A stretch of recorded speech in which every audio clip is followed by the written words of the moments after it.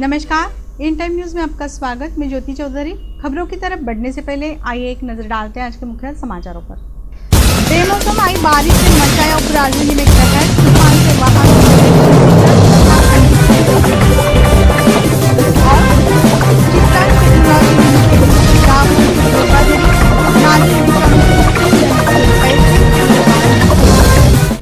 अब समाचार विस्तार से। बेमौसम आई बारिश और तूफान ने उपराजधानी में मचाया तांडव। पेड़ के नीचे दबकर अनेक वाहन हो गए क्षतिग्रस्त, यातायात में हो गई खलबली। मौसम ने रविवार शाम 4 बजे अपना उखड़ा मूड दिखाया और 90 किलोमीटर प्रति घंटे की तेज रफ्तार से हवाएं चलने लगी और देखते ही देखते ओले के साथ जमकर नागपुर में बारिश हुई। इस तूफान ने मचाया कहर और दर्जनों पेड़ धराशायी हो गए। रविवार शाम को अंधड़ तूफान और बारिश के कारण 4 दर्जन से ज्यादा पेड़ धराशायी हो गए। बारिश के साथ ओले की भी मार शहरवासियों को झेलनी पड़ी। दर्जनों पेड़ गिरने से कई जगहों पर यातायात प्रभावित हुआ। शहर भर में जगह जगह पेड़ गिरे। धनतौली, रामदासपेट, अंबाझरी, सुभाष नगर, कैनल रोड, धर्मपेट, त्रिमूर्ति नगर तथा जरीपटका, इंदिरा में जगह जगह पेड़ धराशायी हुए। देवड़िया कांग्रेस भवन के समीप पेड़ के नीचे दबने से एक एक्टिवा वाहन बुरी तरह क्षतिग्रस्त हो गया। अंधड़ और तेज बारिश के कारण टिटनिस पार्क के समीप केबल भी गिर गए। रमन विज्ञान केंद्र के पास एम्प्रेस मॉल की पुरानी सुरक्षा दीवार ढह गई। दीवार की चपेट में आने से मारुति वैन क्रमांक MH31 CS 4022 बुरी तरह से क्षतिग्रस्त हो गई। बारिश का पानी कई इलाकों में भर गया। कलमना चिखली में कई स्थानों पर सड़कों पर पानी जमा होने से मिनी तालाब का नजारा देखने को मिला, तो कई जगह दमकल कर्मियों ने मशीन लगाकर पानी की निकासी की। नागपुर महानगर पालिका तरफे जो मौसम को देखते हुए झाड़ों की कटाई होना चाहिए था, वो नागपुर महानगर पालिका की तरफ से वो कार्य यहाँ पे नहीं हुआ, जिससे ये जो कुदरत का निज़ाम आया है आज और जिस तरीके से आंधी तूफान इस शहर के अंदर में आई है, नागपुर महानगर पालिका की लापरवाही की वजह से आज एक बहुत बड़ी दुर्घटना जो हमारे शहर में घटने वाली थी, ये अल्लाह का एहसान है कि वो दुर्घटना घटने से बच गई। और वो दुर्घटना 4 गाड़ियों के ऊपर में गई, ना कि किसी के जीवन पे गई। ये नागपुर महानगर पालिका सही टाइम के ऊपर में सही तरीके से काम नहीं करती है और जो जिस तरीके से झाड़ों की कटाई वगैरह करना चाहिए, झाड़ रोड के ऊपर में कितना नीचे आ रहा है, गाड़ी के ऊपर में आ रहा है, ये चलने वाले रहवासी को लगने वाला है। झाड़ की किस तरीके से कटाई करना चाहिए, ये नागपुर महानगर पालिका के कर्मचारी तरफे ये कार्य यहाँ पे नहीं हुआ। इस शहर में और इस रोड के ऊपर में 2 साल से झाड़ों की छटाई तरीके से नहीं हुई। फिरोज खान। चित्रांश टेक्नोलॉजी ने की ग्राहकों से धोखाधड़ी। नादी इलेक्ट्रॉनिक सिस्टम नादी ऐप से दिए बाउंस चेक। वे आस लगाए बैठे थे अपना घर इलेक्ट्रॉनिक सिस्टम से सजेगा, पर की गई धोखाधड़ी। यह मामला सामने आया जब उठाई लोगों ने इस मामले के खिलाफ आवाज। ग्राहकों ने LCD मिलेगी तथा इलेक्ट्रॉनिक सिस्टम घर में मुहैया की जाएगी, इसलिए चित्रांश टेक्नोलॉजी को हजारों रुपए दिए, किंतु चित्रांश टेक्नोलॉजी ने अपना एग्रीमेंट पूरा तो किया ही नहीं तथा ग्राहकों को फर्जी चेक देकर लोगों के साथ धोखाधड़ी की। मैं IT एक्सपो में मैं बुकिंग किया था कंप्यूटर एग्जीक्यूटिव में। 35,000 रुपीज़ बुकिंग अमाउंट देना था, उसने 500 रुपीज़ मेरा बुकिंग अमाउंट लेके 3 तारीख को मेरा एग्जीक्यूटिव है। 3 तारीख का मेरा एग्रीमेंट बना।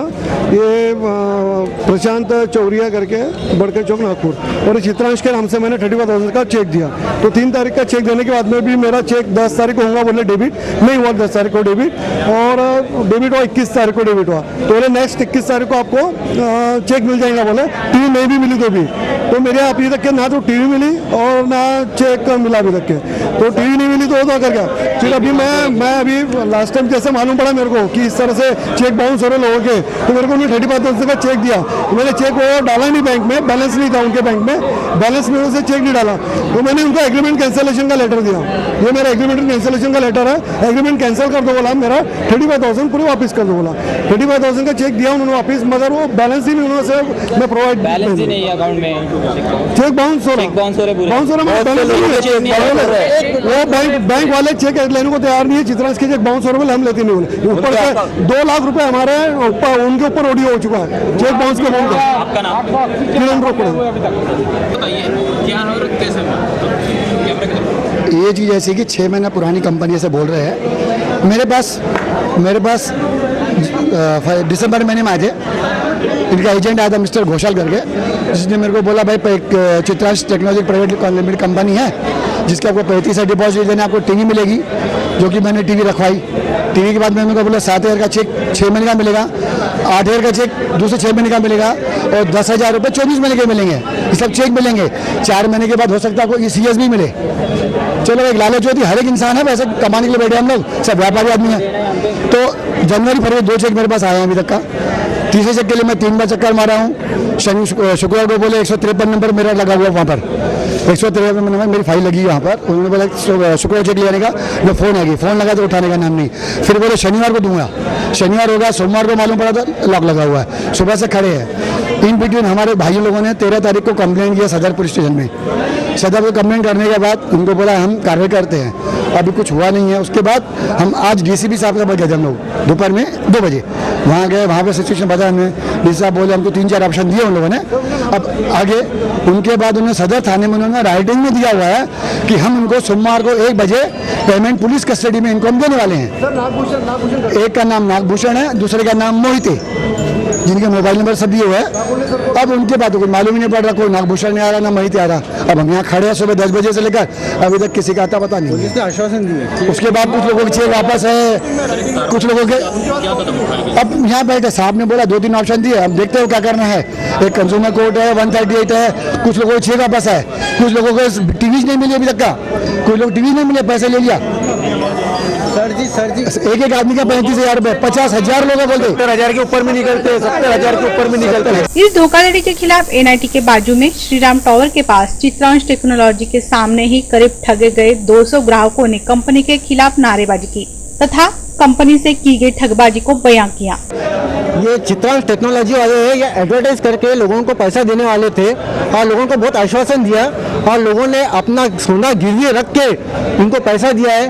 कोई गरीब लोग है, किसी ने बैंक से पैसा लेके इनको पैसा दिया है और किसी ने अपने बच्चों की फीस जो जमा किए थे साल भर वो इनको देकर अपना टीवी लिया इन लोगों से। लेकिन इन लोगों ने कम से कम नागपुर में 1,500 लोगों के साथ में फ्रॉड किया है। हम पुलिस डिपार्टमेंट से ये गुजारिश करते हैं कि वो हमको पूरा सपोर्ट करे और पब्लिक का पैसा पब्लिक को वापस करे और इसमें हार ना माने पुलिस डिपार्टमेंट। अगर इसी तरह का हार मानेंगे तो इसके बाद में और कोई ना कोई कंपनी आएंगी जो नागपुर के पब्लिक के साथ फ्रॉड करेंगे। सुभाष जायसवाल मेरा नाम है। ये लोगों ने आश्वासन दिया था कि हम आपको टीवी सेट देंगे, आप 35,000 रुपये डिपॉजिट करो, उसके अगेंस्ट में हर 7 महीने 7,000 रुपये 6 महीने तक देंगे, उसके 6 महीने के बाद में 8,000 देंगे और 1 साल के बाद 10,000 रुपये देंगे 2 साल के लिए 2 साल के लिए। और इन्होंने लोगों को बड़े मुश्किल से 1 या 2 चेक दिया, किसी को कुछ भी चेक नहीं मिला, किसी को टीवी भी नहीं मिला। चेक पास हो गए सबके, किसी के जितने लोगों को जो 35,000 रुपए इन्होंने लिए हैं वो इनके इसमें अकाउंट में जमा हो गए। लोगों के पैसे निकल गए, इनके अकाउंट में जमा हो गए, लेकिन उनके अगेंस्ट में पब्लिक को कुछ नहीं मिला अभी तक। देने के बाद में 3-3, 4-4 बार आपके चेक बाउंस हो रहे हैं और पब्लिक रोष में है। पुलिस डिपार्टमेंट से हमारी यही गुजारिश है कि हमको फुल सपोर्ट करे। ये पब्लिक को अभी कुछ दिखाने का, पब्लिक को कुछ दिखाने का पुलिस डिपार्टमेंट के पास बहुत सही अच्छा मौका है कि पुलिस कुछ कर सकती है। चेक बाउंस का चार्ज कर। अभी तक चित्रांश टेक्नोलॉजी ने कई बाउंस चेक दिए हैं तथा ना लोगों को दी इलेक्ट्रॉनिक चीजें ना पैसा। इसके खिलाफ संतप्त ग्राहकों ने उठाई आवाज। मागासवर्गीय कर्मचारियों के पदोन्नति का आरक्षण मैट ने रद्द करके बीत गए 90 दिन, फिर भी राज्य सरकार से नहीं मिला संरक्षण। इसके खिलाफ संघर्ष वाहिनी समिति की ओर से किया गया निषेध। मागासवर्गीय कर्मचारियों का पदोन्नति में आरक्षण मैट ने रद्द किया। मैट ने यह कायदा रद्द कर भारत के संविधान को ही चुनौती दी है। दिसंबर 2014 को यह अधिकार रद्द करने के बाद राज्य शासन की ओर से मागासवर्गीय कर्मचारियों के मामले में कुछ पहल करनी चाहिए थी, किंतु महाराष्ट्र शासन ने ऐसे कुछ भी नहीं किया। इसी का जाहीर निषेध भटके विमुक्त संघर्ष परिषद की ओर से किया गया। आमदार प्रकाश गजभिये ने इसका नेतृत्व किया। निश्चितच तुम्हाला सांगू इच्छितो, आतापर्यंत कर्मचाऱ्यांच्या पदोन्नतीमध्ये आरक्षण होतं, त्याच्यामध्ये SC, ST, VJNT, OBC आणि सगळ्या अगड बगड जातींना त्या ठिकाणी पदोन्नतीमध्ये न्याय मिळत होता। 1974 मध्ये त्या ठिकाणी वसंतराव नाईकांनी कायदा तयार केला आणि त्याच्यानुसार मग आरक्षण द्यायला सुरुवात झाली. 2001 मध्ये त्या ठिकाणी सुशीलकुमार शिंदे, माननीय शरदचंद्र पवार साहेब आणि सर्व काँग्रेस राष्ट्रवादीची मंडळी यांनी आरक्षण हे पदोन्नतीमध्ये सुद्धा असावं असा विचार व्यक्त केला आणि 2004 मध्ये त्या ठिकाणी पुन्हा एक धोरण निश्चित झालं.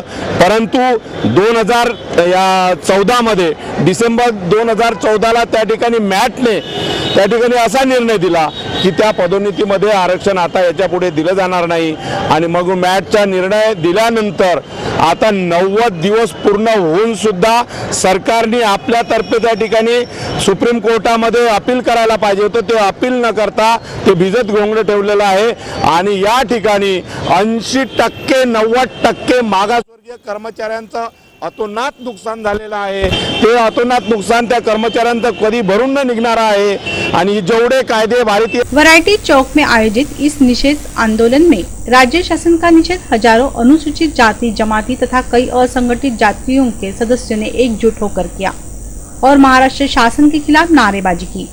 मागासवर्गामध्ये पदोन्नतीमध्ये आरक्षण जे चालू होतं ते मॅटने निर्णय देऊन ते आरक्षण जे कर्मचाऱ्यांना जे क्लास 4 लागले, क्लास 1पर्यंत जे प्रमोशन मिळत होतं ते रद्द केलं. त्या 25 मे 2004ला हा आदेश निघाला आणि त्या पदोन्नती लागू झाली होती मागासवर्गातल्या सर्व SC ST NT आणि विजेसाठी. तो आदेशानंतर ते कोर्टात 2014ला हा रद्द झाला.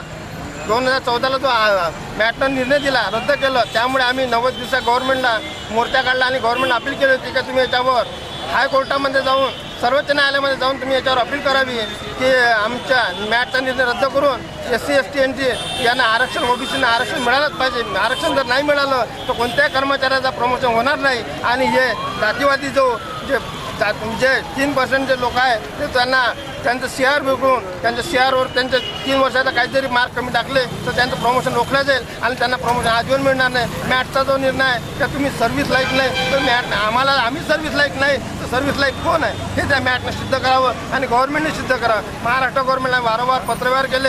आज आपल्या इथं महाराष्ट्राचे मुख्यमंत्री राहतात, सेंट्रलचे कॅबिनेट मिनिस्टर राहतात, त्यांनाही पत्रव्यवहार केले. त्यांना अजूनपर्यंत जाग आले नाही आणि ह्या जागामुळे आम्ही पत्रव्यवहार करू थकून गेलो. आताच प्रकाश गजबीहून आम्हाला पाठिंबा देऊन गेले आणि त्यांनी पण इथं 2 शब्द मार्गदर्शन केल्याने विधानसभा प्रश्नोत्तरी करायची त्यांनी आशा व्यक्त केली, आश्वासन दिलं. त्यामुळे आम्ही हे आश्वासनात त्यांचा आभार व्यक्त करतो. आणि हे मॅटचा जो निर्णय आहे याच्यावर शासनाने अपील तर करावीच आणि अपीलही करावी आणि विधेयक पण आणून विधेयक पास करावं. कारण लोकसभेमध्ये हे विधेयक राज्यसभेमध्ये तसंच पेंडिंग आहे. ते राज्यसभेमध्ये त्यांनी पास करून घ्यावं. जसे बाकी विधेयक तुम्ही पास करून घेता तर मागासवर्गीय लोकांचं आरक्षणाचं विधेयक तुम्ही पास का करत नाही? तुम्हाला दुसरं कोणतं जातीचं विधेयक जर आणलं ते पास करून घेता. मग तुम्ही मागासवर्गीय लोकांच्या कर्मचाऱ्यावर काय अन्याय करता? असाच अन्याय करत राहिले तर कर्मचारी हे कधीही समोर जाणार नाही. अशा प्रकारे आमची मागणी आहे. आणि हे जर आमचं 15 दिवसाच्या अंदर याच्यावर काही हालचाली केल्या नाही तर सर्व कर्मचारी याच्यानंतर महाराष्ट्रातच नाही आम्ही तिथं आंदोलन सोडू आणि कर्मचाऱ्यांनी ऑफिसमध्ये कशा पद्धतीनं ड्युटी लावून काळ्या भीती लावायच्या काय करायचं अशा प्रकारे आम्ही निदर्शनं देऊ. हे आम्ही आंदोलन गांधीजीच्या पुतळ्यापासून चालू केलेलं आहे. हे आंदोलन संघर्ष वाहिनीच्या नावावर आणि विमुक्त भटका जमातीतल्या संघटनेच्या मार्फत चालू केलेलं आहे. हे आंदोलन अशाच पद्धतीनं समोर ते संपूर्ण महाराष्ट्रावर चालेल याची मी ग्वाही देतो. आणि समोर शासनाने याच्यावर दखल घ्यायला पाहिजे एवढीच मी विनंती करतो दोन्ही गव्हर्नमेंटला, महाराष्ट्र गव्हर्नमेंटला आणि सेंट्रल गव्हर्नमेंटला. नाम बताओ. राजेंद्र नारायणराव बड़िए. 1 लाख रुपए की ज्वेलरी की बिक्री पर ग्राहक से पैन कार्ड की अनिवार्यता, इस विषय पर GJF ने जताई नाराजगी. नए बजट के तहत 1 लाख रुपए की ज्वेलरी की बिक्री पर ग्राहक से पैन कार्ड लेना ज्वेलरी व्यापारियों को अनिवार्य किया गया है. यह पैन कार्ड की अनिवार्यता बड़ी ही समस्या बनी है सराफा व्यापारियों के लिए. All India James and jewellery trade federation ने सरकार के इस फैसले के प्रति नाराजगी व्यक्त करते हुए व्यवहार में लाने जाने वाली समस्याओं को पत्रकार परिषद में उपस्थित किया. GJF ने सोमवार को रामदासपेट के होटल सेंटर पॉइंट में पत्रकार परिषद का आयोजन किया था. GJF के संचालक नितिन खंडेलवाल ने अपने विचार व्यक्त करते हुए कहा, 70% ग्रामीण ग्राहक ऐसे हैं जिनके पास पैन कार्ड ही नहीं. इस फैसले से सराफा व्यवसाय पर मंदी का साया मंडराने लगेगा. आयोजित पत्रकार परिषद में कई संख्या में सराफा व्यापारी उपस्थित थे. ज्वेलरी क्षेत्र में पैन कार्ड की आवश्यकता बन रही है व्यवसाय में रुकावट, इस मुद्दे को लेकर GJF के संचालक नितिन खंडेलवाल से की गई बातचीत.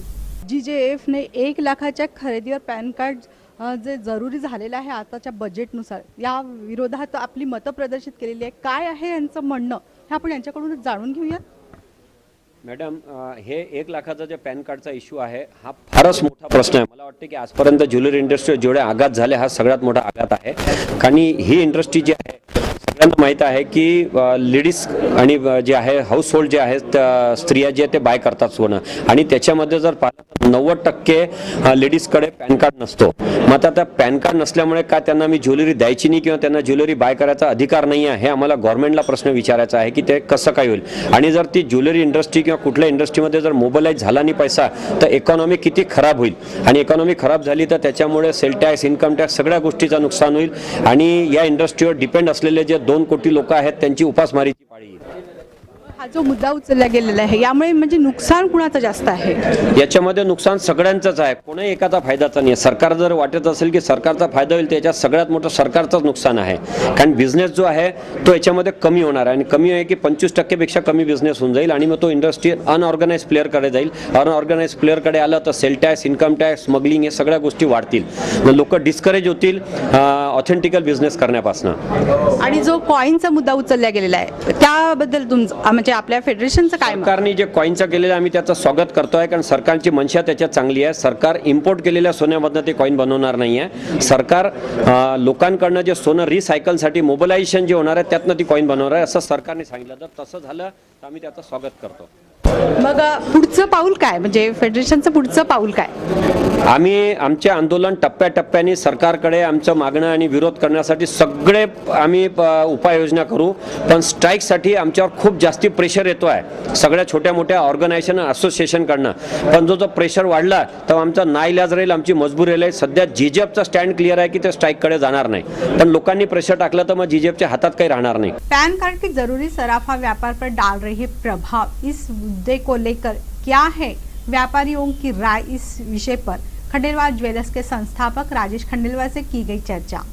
जीजेएफ ने एक मुद्दा उचललेला आहे की नवीन बजेटनुसार 1 लाखाच्या सोने खरेदीवर पॅन कार्डचे आवश्यक केलेलं आहे. त्या विरोधात म्हणजे एक विरोधात म्हणता येणार नाही, पण त्या म्हणजे मुद्द्याबद्दल व्यापारी म्हणून आपलं काय मत आहे? सगळ्यात अगोदर जे जीजेएफ जे असोसिएशन आहे यांनी जे मुद्दा उचललेला आहे 1 लाखावर पॅन कार्ड कंपल्सरी केलेला आहे कस्टमरसाठी.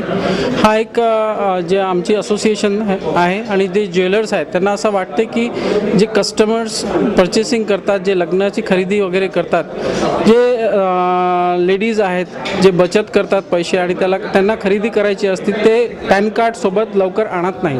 आणि सहसा कोणी कस्टमर पॅन कार्ड द्यायला तयार राहत नाही. म्हणून आमची जे विनंती आहे जे आमचे फायनान्स मिनिस्टर आहेत त्यांना आणि गव्हर्नमेंटला पण की जे अगोदर होता 5 लाखावर पॅन कार्ड कंपल्सरी होता तेच ठेवायला पाहिजे, आणि हे जे 1 लाखावर पॅन कार्ड आहेत ते हटवायला पाहिजे. तसं पण अनेकदा असं होतं की म्हणजे पॅन कार्ड दाखवायला लोक उत्सुक असतात, असंही असतं ना, कारण त्यांनाही जी खरेदी करायची असते तर ती लिगली व्हावी अशी वाटते. मग काय ज्या कस्टमरना थोडी बहुत खरेदी करायची असते, कमी क्वांटिटीमध्ये करायची असते ते द्यायला तयार असतात. पण पुष्कळ लोक जे लग्नाची खरेदी वगैरे आहेत ते मॅक्झिमम लोक पॅन कार्ड द्यायला तयार राहत नाही. आणि कॉइन्स बद्दल जी मतं आहेत जीजीएफची त्याबद्दल काय मत?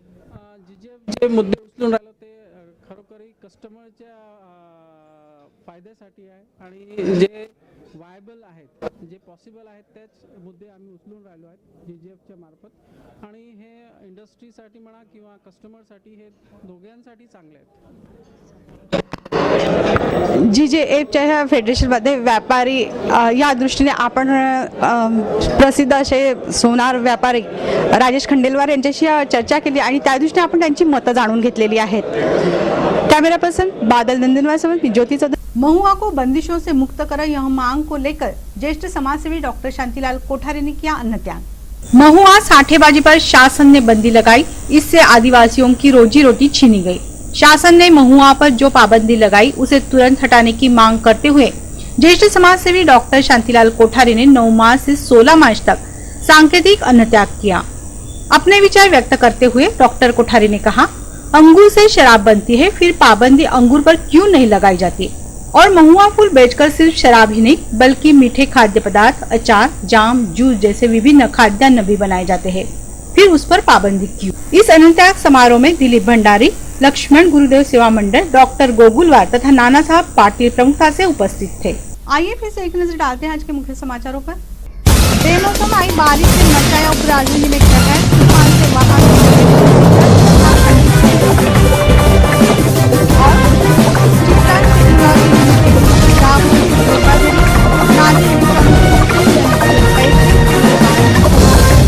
खबरों का सिलसिला यूं ही लगातार जारी रहेगा। देखते रहिए इन टाइम न्यूज़। नमस्कार।